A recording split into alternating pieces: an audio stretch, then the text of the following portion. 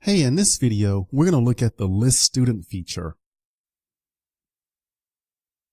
So basically in the following set of videos, we're going to write all the code to list the students. So we're going to talk to the database, get a list of students, and then we're going to create this very pretty table of our data. And I'll show you how to do all of this from scratch. So we'll just drill down.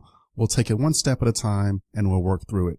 So speaking of steps, you know how I love to-do list. So I'm going to break this down into 4 main steps. So the first step is creating a student class, student.java.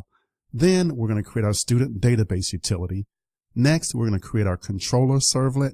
And then finally, we'll wrap it up all together with our final JSP page. All right, so that's the big picture. Let's go ahead and dive in and let's start writing some code. Yeah.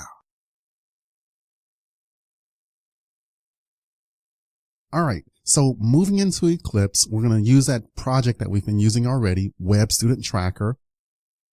And the first thing we want to do is create this student.java class. It's simply just a Java class that's going to hold the student's first name, last name, and email address. So I'll move into this Java resources directory, move to my package, and I'll simply do a right click and I'll say new Java class.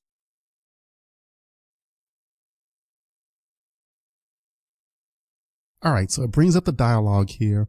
For the name of the class, it's simply student. And once you're happy with that, then go ahead and click on the finish button. All right, so we have this very basic student class here. Nothing's here. So let's go ahead and define 4 fields. So I'll need a field for the student ID. And then I'll also add fields here for the student's first name, last name, and also email address. So this is the basic data that we want to, keep track of when we're building our application. Okay, great. So now we want to create some constructors, and we'll actually create 2 constructors. I'll actually make use of Eclipse to help me out with creating the constructors. So first I'll do a right click, I'll go to source, and I'll choose generate constructor using fields. And Eclipse will pop up a dialog asking me which fields to initialize. Make sure they're all selected here with the checkboxes. And then we'll go ahead and click on the finish button. So this will give me a constructor for all of the fields, right? So this is really cool. Eclipse created all this code for us automatically. All right, and I'll just remove line 11. We don't need that. And this is basically our constructor. Now I want to add one more constructor here. So I'll right click, I'll say source, generate constructor using fields. And I want to create a version of the constructor that doesn't use the ID. So I'll simply deselect or uncheck the box for ID, but I'll keep the others for first name, last name, and email address. Because there are certain scenarios where we don't have the ID or we don't need the ID for our student. All right, so make sure your screen looks like this and keep all the other defaults, and then go ahead and click on the OK button.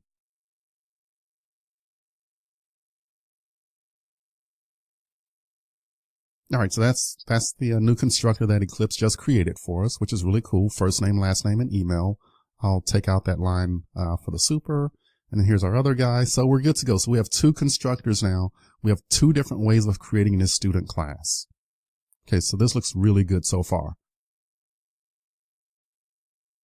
Now what I'd like to do is go through and create getter and setter methods for this class. So again, make use of Eclipse. I'll do a right click, choose source, and go to generate getters and setters. Eclipse will bring up this dialog. And again, we go through and select all the items here for email, first name, ID, and last name. Make sure they're all selected. Keep all of the other defaults, and then go ahead and click on the OK button. Okay, cool. So Eclipse created a lot of getter and setter methods for us. And again, this is really fun. Eclipse is generating code for us. I love that. Now, one last thing I want to do is add a toString method. So I'll simply do a right click here. I'll choose source, and then I'll say generate toString. The toString method is very useful for debugging and logging information. So here I make sure that we have all the fields selected, ID, first name, last name, and email, and I'll keep all the other defaults. and then I hit OK. So again, if I need to do some debugging or logging on this application, by having the toString method, we can easily get a dump of the student's information without having to manually do it ourselves. So this is good. So we're in good shape here.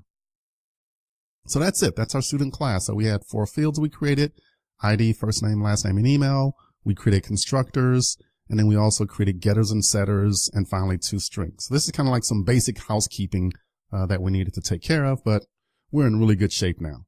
So good job.